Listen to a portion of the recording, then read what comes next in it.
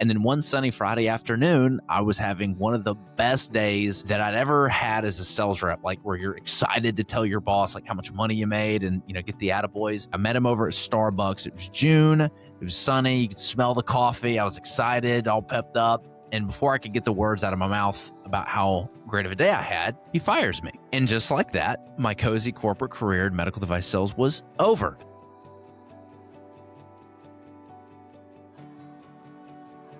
Welcome to Truly Passive Income. I'm Neil Henderson. I'm flying solo today, but we've got just a fantastic guest. Today's guest is Brandon Cobb, CEO of HBG Capital and founder of the Land Development Accelerator. After an unexpected exit from medical device sales, Brandon built a business that turns raw land into new housing communities. What makes his approach stand out is how he creates value before construction even starts, by securing approvals and lining up national builders before taking big risks. Brandon, great to have you here. The pleasure's all mine. Thanks for having me today. Absolutely. So listen, we're on a little bit of a time crunch today, so I want to get right to it. Why don't you give us the high level overview how you went from medical device sales, which is a very lucrative, business to be in often, to, the uncertainty of real estate.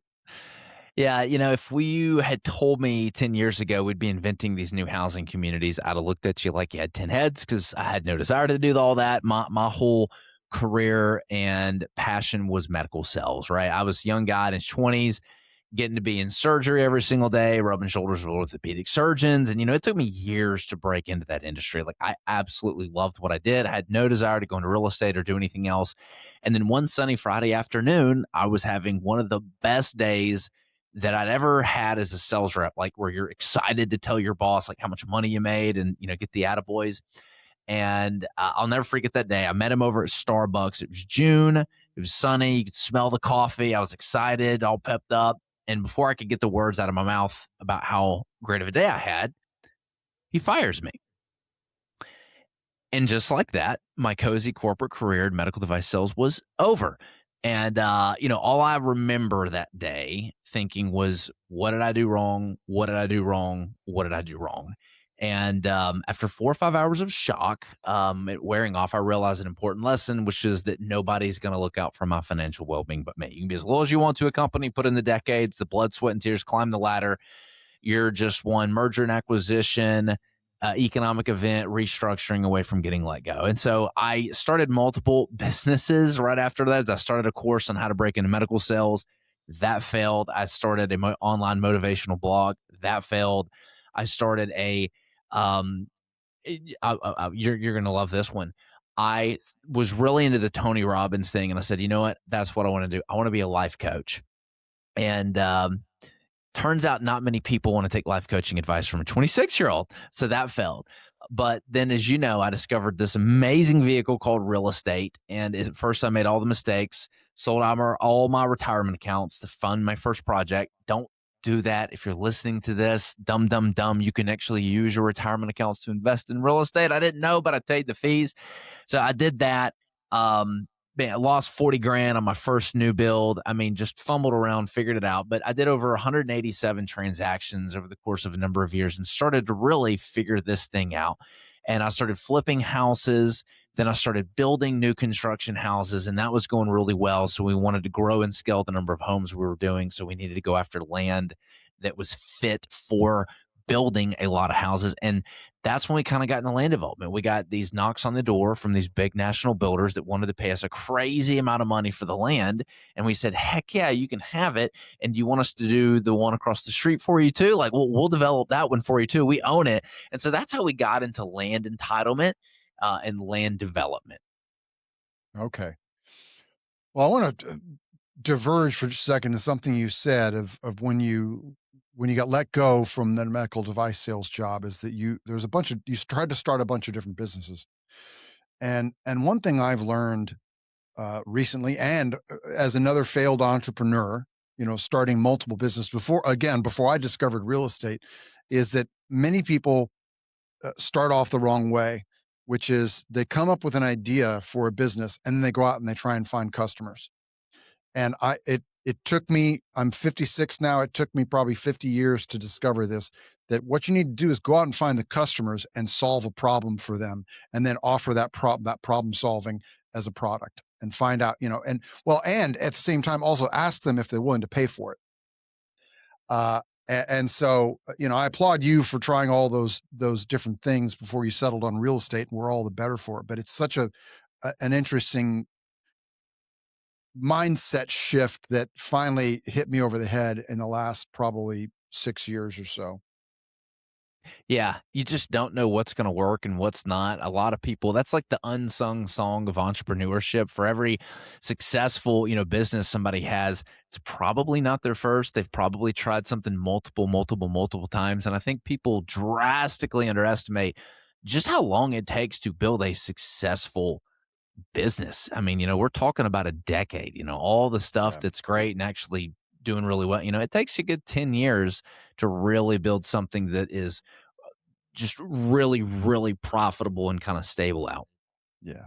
All right. Well, we didn't bring you in here to talk about our failed businesses. I want to talk about the successful ones. So, for listeners who are new to this space, can you explain to me and them how you take a piece of raw land and turn it into something that a builder wants to buy, and where the value gets created along the way?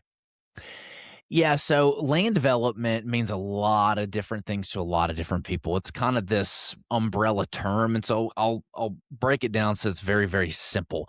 There's three phases to development. Most people are familiar with the third one, which is the actual, vertical construction of the project. Not a lot of people know that that community was developed before those homes were built. So I like to think of development as like horizontal construction and building is vertical. And so there's a developer that actually developed that neighborhood and sold the lots to the builder. Everyone thinks the builder is the one that like did the whole neighborhood. It's not true. It's the developer that did it. Sometimes the builder is the developer, but in a lot of times it's a developer that is separate from the builder. So that's like phase two. That's when you can actually go grade it out, put the roads in, put the sewer, the water. You're basically making a neighborhood with no homes. So that's phase two. And then you can sell the individual lots, to the builder. And then there's phase one, which not a lot of people know about. This is called entitlement. And that's just a fancy schmancy word for approvals from the city. So you can't just go and start developing a piece of farmland. There's got to be a plan in place, right? And you got to have the approvals from the city. But when you take it from farmland to approved housing community, you create a lot of value there, right? A piece of agricultural land that you can just farm something on is worth a lot less money than something you can build 50, 100, 200 homes on. So you create a ton of value during that process. And the way to think about entitlement, this is how I really understood it and it kind of clicked. Here in America, we're blessed to have these amazing communities. We have stormwater that doesn't flood and kill people. We've got sign ordinances where you can't just go put your own sign and stick it next to a stop sign or anything. Like there's rules, and people don't understand that. They just don't know because they're not in this world. When we get something approved, we're submitting these civil drawings to the city. And think of civil drawings as the architectural plans of a home. So just like a builder can't build a home without the architectural plans, a developer can't develop the land without the civil drawings. Those show where the roads are going to go, where the water is going to go, how deep the sewer is going to go, where is the stormwater going to run, all that kind of stuff. And so once you've got that in place, the city has their individual departments that have to look at it to make sure it's safe. So the fire department's going to look at it. They're going to go, okay, is there a fire hydrant every 150 feet to be able to get to the homes? Are the homes too close to the power lines, or is that a fire hazard? Public Works is going to look at it and go, okay, do we have curb and gutter that's going to properly drain? Stormwater department's going to look at it going, okay, is this safe for the water to run around it?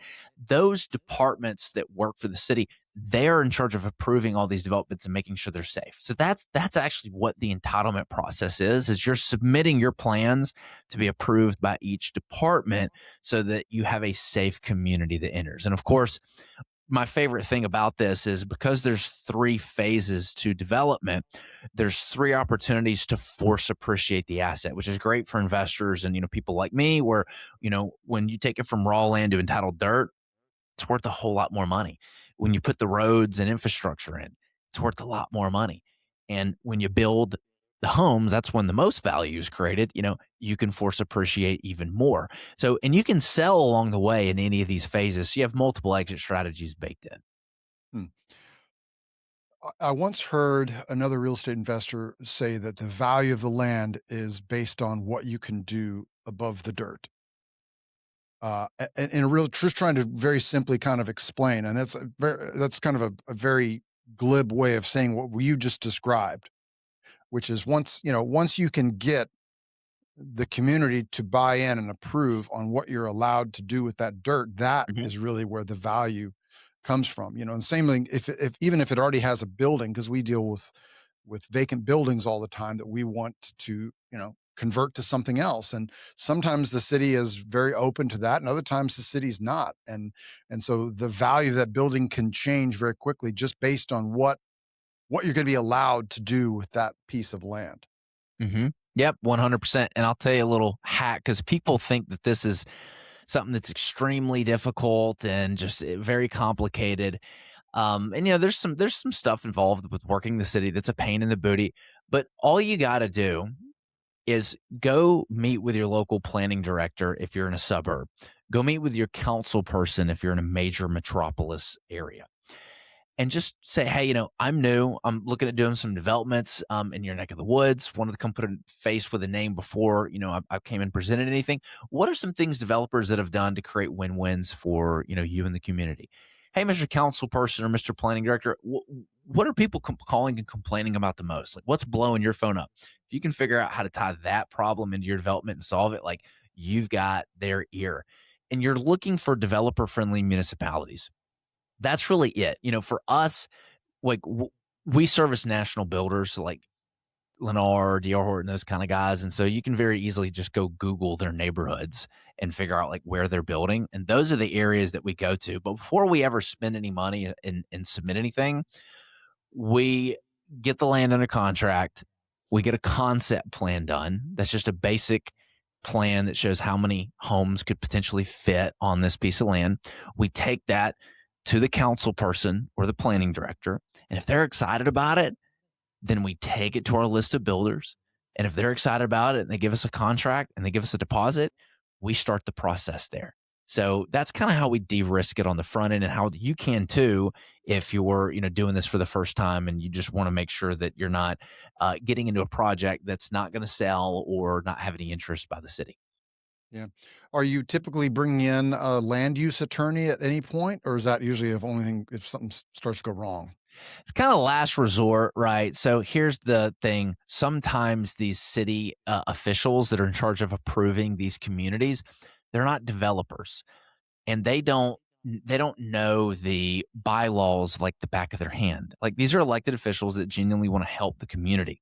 And here's the dirty little secret that I'm going to tell you about development. A lot of people think they need to know everything before they get started or do this.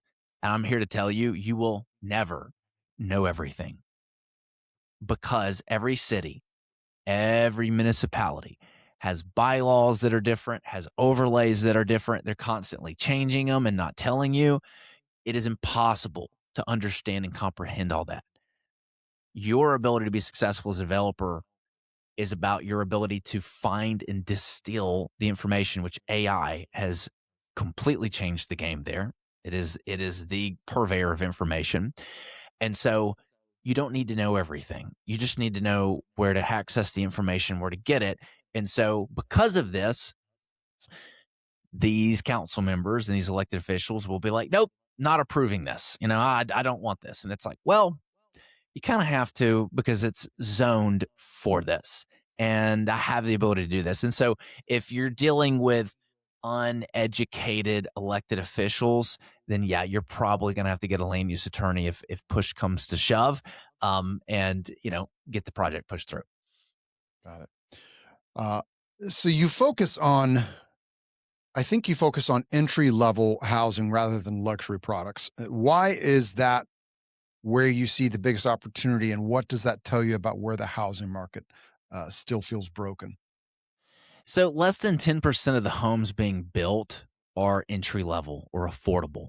Little a affordable. I'm not talking about big A. Big A affordable is Section 8 government housing. We don't do that. I'm talking about little A affordable. What is little A affordable? That is like you're around $2,000 to $2,300 per month mortgage. That's about what your middle class America can afford. So, right now that puts you in like the 300,000s for a house, right? That's the type of product that we're focused on, because less than 10% of the homes being built are in that price range. While at the same time, you have 33% of the home buying population, millennials, that have to buy a home. They're having kids. They're settling down. And so I'm not a genius. Like, there's a huge supply and demand imbalance there, right? You've heard it on the news. You've heard the number of homes short we are. You've heard about the housing shortage. That's what we need. And so I'm just following what the data tells me. Got it. Got it. You've said that one of the biggest mistakes that developers make is chasing the maximum density instead of designing with the end buyer and the community in mind. And I've seen this. I remember I was living in Vegas back when the real estate got really, really expensive. And all of a sudden you started seeing these postage stamp houses, 3 stories tall, where you could literally reach out your window and touch the house next to you. Um, can you walk us through a deal where changing the product or layout made the project a lot more viable? Yeah, I mean, I see it at least once a month. We get a project that gets submitted to us. It's a new developer. They didn't do their homework. And it's kind of sad because they paid the money, they took it all the way through, and it'll be something like a 11-foot wide townhome. And my feedback to them is, who has an 11-foot wide townhome product? Who's going to build that? All they did was just try to shorten the width so that they could stack as many of them as there's possible. And they usually have to go back and get it amended. And, because new developers just see dollar signs in their eyes. They don't think of designing it with the end buyer in mind. That's why what I'd mentioned earlier with your concept plan, before you're doing any engineering, you want to get your builder to give you some feedback and make sure that the product that they have, fits. And of course, we know what all of our national builder products are, right? It's, the smallest single family detached home they have is going to be about 30 foot. So if you have 5-foot setbacks on each side of the home from where the property line to the side of the home is, you're going to need 40-foot wide lots. If you have your front setbacks that are 35 feet and your home is 60 feet long, well, that's 95 feet. So, you probably need a 30-foot backyard. So add 30 feet on the 90. So you need at least a 40-foot by 120-foot lot. That's kind of the smallest you're going to be able to pull off right there. So yeah, you want to design it with the end product in mind. Otherwise, you're going to get stuck with a development that nobody wants. Yeah. No, and it's you see it in people. I mean, there's communities where the housing affordability crisis just like pushed people into those products. But it's not like, I know that those communities in Vegas that were building those little postage stamp homes with that ridiculously short setbacks, um, it became then really hard for those people to later on sell those properties. They Yeah. bought them and they moved in, and word starts to get out. Like, if people are just absolutely desperate, they might, they might buy those homes. But a lot of times you don't want to be, producing a product like that where it's like, where desperate people will just buy it because they've got nothing else. That's, Right. to me, again, that's more like Section 8 housing. Um, in 2022, you, like a lot of people, you got hit with supply chain issues, rising costs, adjustable rate debt, and you've spoken openly about taking 7-figure losses. How did that period change the way you think about interest reserves, deal structure, and communication with investors when things go wrong? Oh yeah, I mean, this was a huge one. I feel like I'm 5 times the business person since 2022. I think a lot of people do, especially COVID. It's been a crazy past 5-6 years, man. It's like, how many black swan events can we throw into a short period of time? But yeah, I mean, luckily we had the liquidity to continue to float the payments. We had done a really good job of having that interest reserve. We were expecting to be in and out of the homes in a year, right? You build and sell and you're in and out. And I always kept double the amount of interest reserves that we thought we needed. Well, the problem was when you've got a interest rate rising environment on adjustable, because your construction loans, you're getting adjustable rate debt. You're not getting fixed rate debt on a construction loan.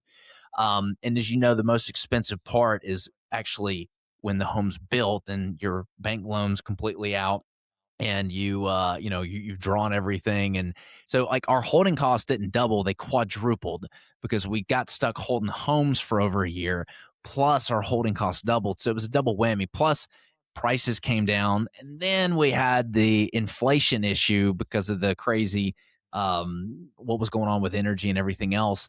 So I mean, it was like a trifecta. And so we had some losses on some deals that we did, but we learned a lot from it. Most importantly is communicate. Like when things go wrong, like our communication increases, with our investor base. That's the most important thing is, bad news ain't going to get better over time, right? But being honest and just updating people as you go is so important. And what was really interesting to me, because that was our first go around with some capital losses, was that when it's not whether or not you're going to go through your real estate career and just avoid losses your entire life, right? Like you'd be a better investor than Warren Buffett. So it's not if you're going to avoid the losses. Nobody can do that. It's how you handle the situation when that inevitably does come. And what we discovered was if you handle it the right way, people do continue to invest with you, right? You build a brand, you build a reputation that way. So that's what we learned with investors. It completely rewrote my mental frameworks around risk. So a lot of what we do right now is not even about like when I'm going to look for terms on financing, I don't care about the rate as much as I care about my terms. I learned that luckily, I did not have to learn it the hard way. Like, we didn't have any foreclosures. There's no bankruptcies or anything crazy. We had plenty of liquidity. Luckily, floated out, but it completely rewrote how I outright risk. And so, having multiple exit strategies, baked into the deal. If I would go back, I would make sure all those homes could pencil to rent and be able to refinance out. Because we're building some a little bit higher priced homes at the time. Those homes were not available to do that. So I wish that I had done that. So everything we going forward is going to have that built in. Having the terms that we need. So you got to be able to negotiate with your lenders. I kind of just took things sort of at face value back then. Okay, I guess the loan's the loan now. We get attorneys involved in every single transaction we do with lenders, buyers, I mean, every single thing. And we make sure that we bake in enough time in the event that we do have some market event to give us the leeway that we need. So if it's a 2-year loan, if I need it for 2 years, I'm getting a 3-year loan with 6-month extensions baked into it. So I don't have that. So that was another thing that we really, really learned there. And then just business operations, becoming a better business owner, becoming a better leader in the organization, right? Like nothing really tests your leadership and business acumen like going through something crazy like that, right? You come out on the other side a stronger and better person. So, yeah, it's been quite the learning experience. You don't really learn a whole lot when the market's going well and, inflation and rising home prices is painting over, all your problems. And so, yeah. Yeah. Man, a lot of that hits home. Number one, I'll just say with the investor communication, I found that, you know, the the less you communicate with the investors, the more stories they make up in their own mind about how things are going, and the lack of communication, it's never good. They never make up good stories in their head. So always try and over communicate when things are not going perfectly. And two, just the multiple exit strategies. That's such a great point. And three, Warren Buffett says you never know who's skinny dipping till the tide goes out. Yeah. And we've learned a lot of people have been skinny dipping the last 5 years, especially in the multifamily space. I'm usually going to be more inclined to invest with a group who's taken its lumps and has some scars, has maybe lost some money.